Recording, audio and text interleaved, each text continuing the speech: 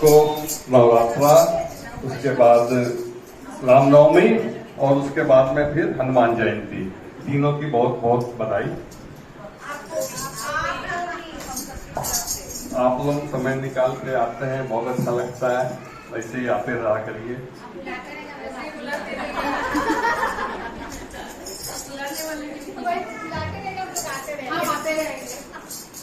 तो जैसा कि हम लोग हरदम क्विज पूछते हैं, तो इस बार भी क्विज है। इस बार क्विज में थीम है विष्णु भगवान। इस बार विष्णु भगवान के ऊपर में थीम है। आधा से बेसी तो आज दुर्गा का गूगल में खोज के आई होगी। इसीलिए तो उल्टा कर दिए। सजा है दरबार एक ज्योति जगमगाई है, सजा है दरबार एक ज्योति जगमगाई है, सब मिलकर देखो माता कैसे मुस्कुराई है। आपकी उपस्थिति माता जी को भाई है, आपकी उपस्थिति माता जी को भाई है, माता जी ने खुश होकर सबको दी बधाई है।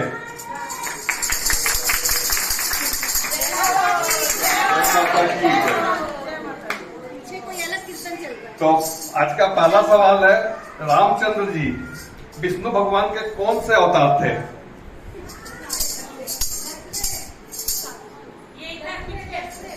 कितना? नहीं, हाँ सही जवाब, ये एकदम सही बोलिए, 7वें आ जाइए।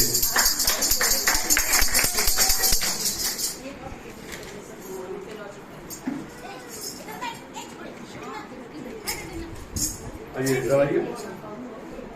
हाँ, तो आपको 7वां कैसे पता?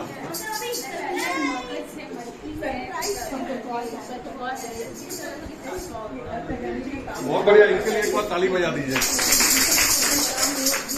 देखिए, ये रामचंद्र जी विष्णु भगवान का 7वां अवतार है। पहला अवतार है मत्स्य अवतार, जिसमें मछली का अवतार लिए। दूसरा है कूर्म यानी कछुआ का अवतार लिए। तीसरा है वराह और चौथा है नरसिंह। 5वां है वामन। 6ठा है परशुराम। 7वां है राम। तो ये रामचंद्र जी विष्णु भगवान के 7वें अवतार थे।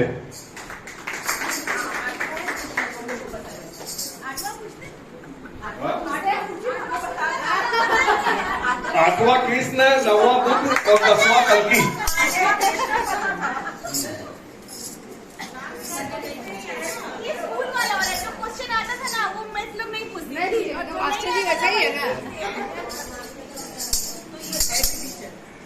एक दुनिया है जो समझाने से भी नहीं समझती, एक दुनिया है जो समझाने से भी नहीं समझती, एक माँ है जो बिन बोले सब समझ जाती है। एक दुनिया है जो समझाने से भी नहीं समझती, एक माँ है जो बिन बोले सब समझ जाती है। सुख हो या दुख माँ जीवन के हर हिस्से में साथ देती है। सुख हो या दुख माँ जीवन के हर हिस्से में साथ देती है। खुद तो सो जाती है भूखी, पर बच्चों में अपने हिस्से की रोटी बांट देती है।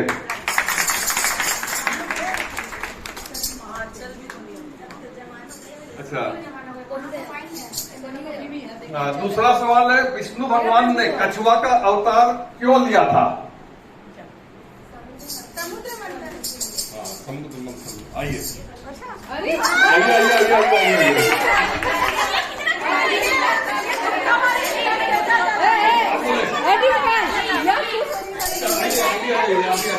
अभी दोनों आ जाइए, कोई बात नहीं, दोनों आ जाइए। नहीं आता, आइए आइए। दुर्गा जी को समय लेके जा, तो बोले तो डिम्पल की है। अरे डिम्पल से प्यास जी का कोई हमारी तो ये ऑफिस जानने लगी है। कैसे जानते हैं?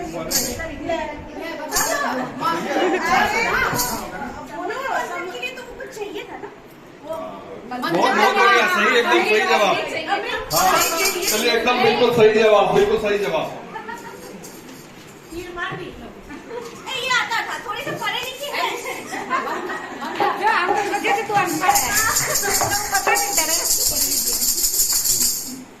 अच्छा,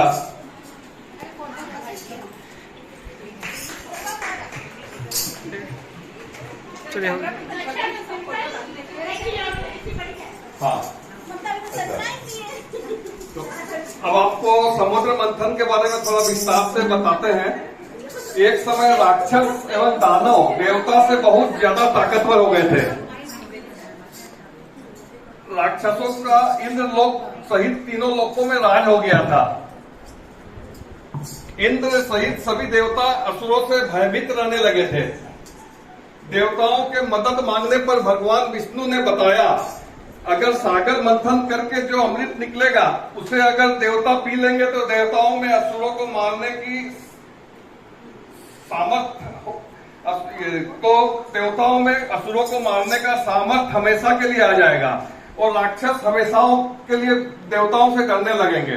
भगवान इंद्र ने समुद्र मंथन के लिए राक्षसों को राजी कर लिया। मंदार पर्वत, जो मंदार पर्वत है, मंदार पर्वत को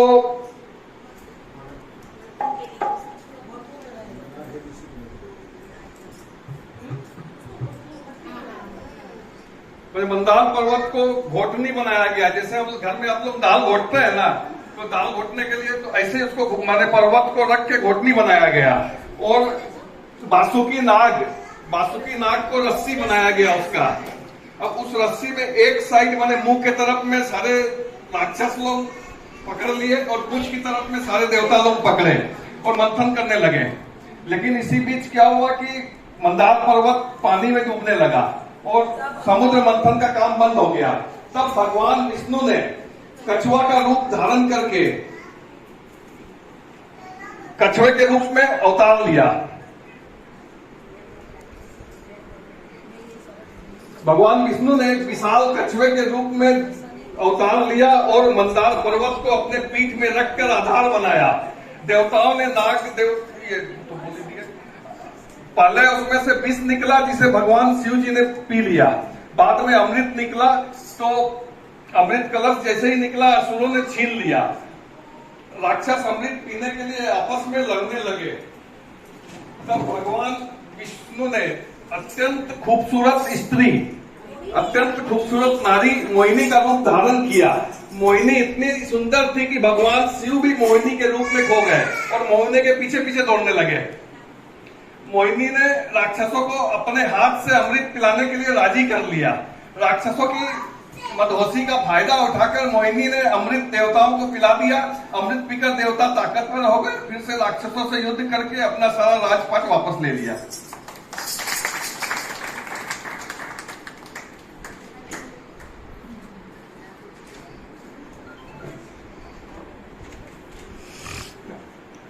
मां तेरे दरबार में आया हूं, मेरे गुनाह को माफ कर देना। मां अगर मुझसे भूल हो तो, मां अगर मुझसे भूल हो तो मेरे दिल को साफ कर देना। खुशियों से जिंदगी जी सकूं, खुशियों से जिंदगी जी सकूं, मां बस ऐसा इंतजाम कर देना।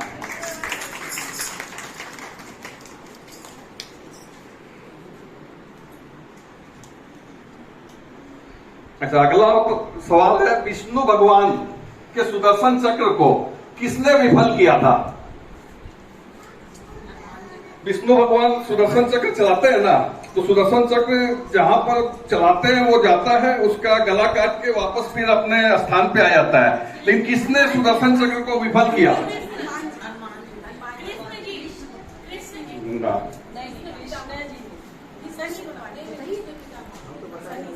ना,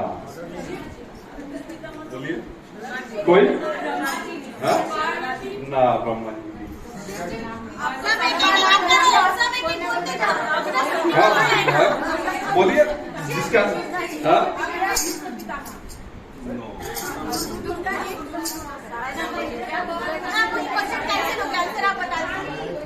कोई और?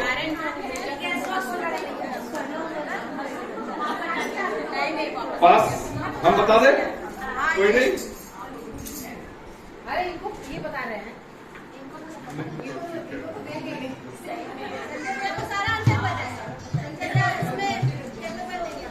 अब फाइनल हम बताएं फिर। वीरभद्र ने। अच्छा देखिए, हम इसका बता देते हैं, इसके बारे में थोड़ा विस्तार से बता देते हैं। शिव जी के ससुर राजा दक्ष ने अश्वमेध यज्ञ का आयोजन किया। उसमें ब्रह्मा जी, विष्णु जी समेत सभी देवताओं को बुलाया, पर अपने दामाद शिव जी तथा पुत्री दक्षायनी, जो बाद में सती देवी हो गई, को नहीं बुलाया। पिता का यज्ञ समझकर सती माता बिना बुलाए ही पहुंच गई। अपने पति का अपमान वह सह नहीं सकी और हवन कुंड में कूदकर भस्म हो गई।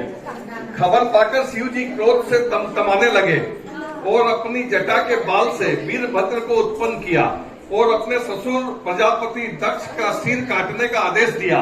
वीरभद्र ने दक्ष के यज्ञ का विध्वंस कर सारी सेनाओं को मार भगाया। अंत में भगवान विष्णु ने दक्ष की रक्षा करते हुए वीरभद्र पर सुदर्शन चक्र से वार किया। भगवान विष्णु के सुदर्शन चक्र के वार को वीरभद्र ने निष्क्रिय कर दिया और राजा दक्ष का सिर काटकर हवन कुंड में फेंक दिया।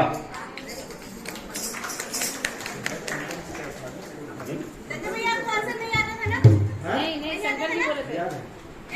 शंकर जी बोले थे आप।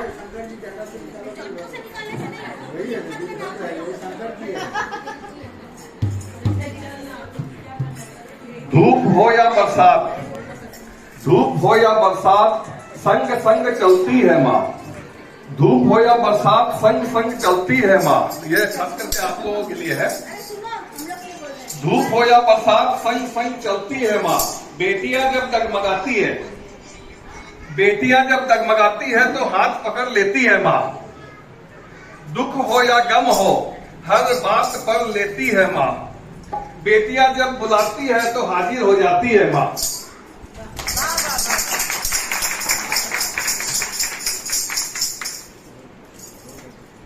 अच्छा, अब अगला सवाल है, ये बहुत ही आसान सवाल है। माता सीता किसका अवतार थी?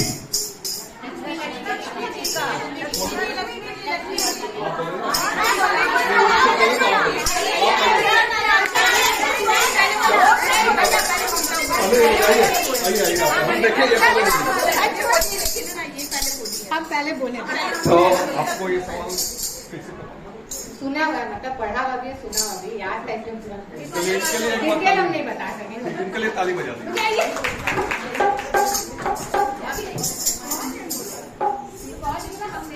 उसमें जो सबसे पहले बोला उसमें क्या होगा? तो अभी हम थोड़ा देर पहले बोले थे कि भगवान राम जी किसके अवतार हैं? विष्णु जी के। तो सीता जी किसके अवतार होगी? लक्ष्मी जी की। लक्ष्मण जी किसके अवतार है? पूछेंगे आगे वाला सवाल है।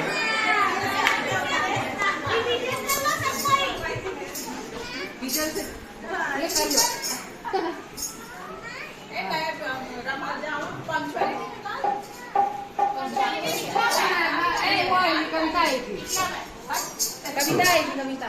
तो जिंदगी की हर तमन्ना हो पूरी, जिंदगी की हर तमन्ना हो पूरी, आपकी कोई आरज़ू ना रहे अधूरी। हाथ जोड़कर करते हैं माँ से विनती, आपकी हर मनोकामना हो पूरी। ममता जी हो गया, ममता अगला सवाल है, ऐसा ही होती है। भगवान विष्णु के पास सुदर्शन चक्र कहाँ से आया? बहुत सही जवाब। आइए आप आइए।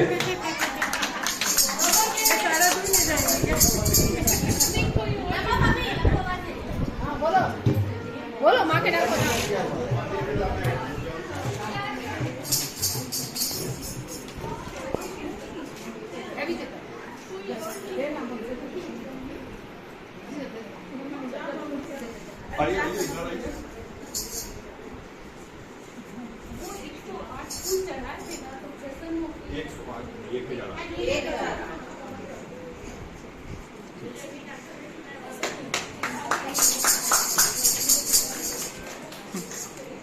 हाँ, तो इसके बारे में थोड़ा बता देते हैं। विष्णु भगवान हमेशा शिव जी की पूजा करते थे। एक बार विष्णु भगवान कार्तिक महीने की शुक्ल पक्ष की चतुर्दशी के दिन 1008 कमल फूल शिव जी के 1008 अलग अलग नामों के जाप के साथ चढ़ाने का संकल्प किया। माने एक नाम और एक कमल फूल, एक नाम का जाप। माने शिव जी का 1008 अलग अलग नाम है, उसका एक नाम के साथ एक कमल फूल का जाप करने का संकल्प किया। तब शिव जी ने परीक्षा लेने के लिए एक कमल फूल कम कर दिया विष्णु भगवान ने जब एक कमल फूल कम पाया तो अपनी एक आंख शिव जी को चढ़ाने का संकल्प लिया। इससे प्रसन्न होकर भगवान शिव जी ने विष्णु भगवान को सुदर्शन चक्र दिया।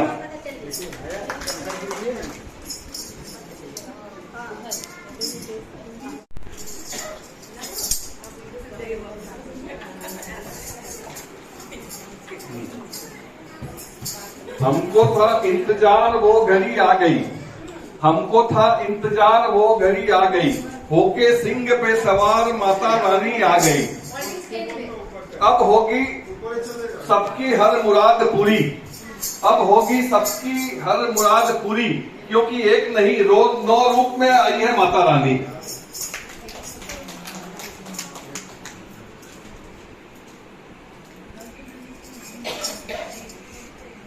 अच्छा, लास्ट और आखिरी सवाल है, भगवान विष्णु 4 महीना सोने के लिए जाते हैं, उस समय को क्या बोला जाता है?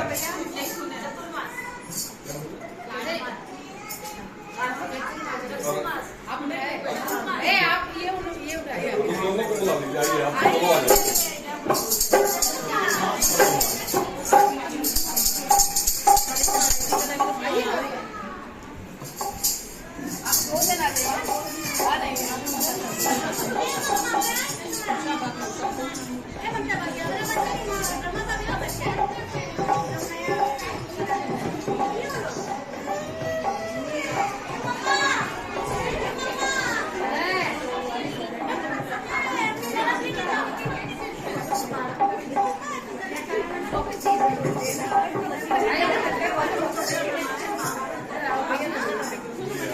ये 4 महीने में भगवान सो जाते हैं, इसमें से कोई अच्छे काम नहीं होते।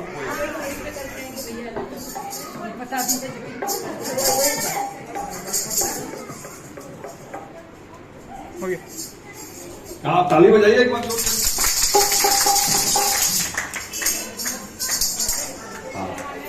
भगवान विष्णु हर साल आषाढ़ महीने की शुक्ल पक्ष की एकादशी को सोने चले जाते हैं और कार्तिक माह की शुक्ल पक्ष की एकादशी को जागते हैं।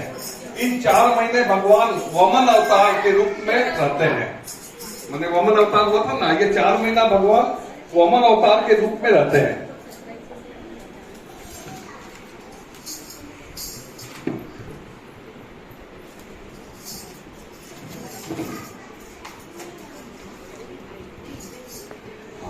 तो जब चारों ओर घना अंधेरा ही अंधेरा पाऊं, जब चारों ओर घना अंधेरा ही अंधेरा पाऊं, जब दुनिया में भय से मैं सिमट जाऊं, जब दुनिया में मैं भय से सिमट जाऊं, बन के रोशनी तुम माँ राह दिखा देना, बन के रोशनी तुम माँ राह दिखा देना, बुले मुसाफिर को तुम माँ राह में ला देना।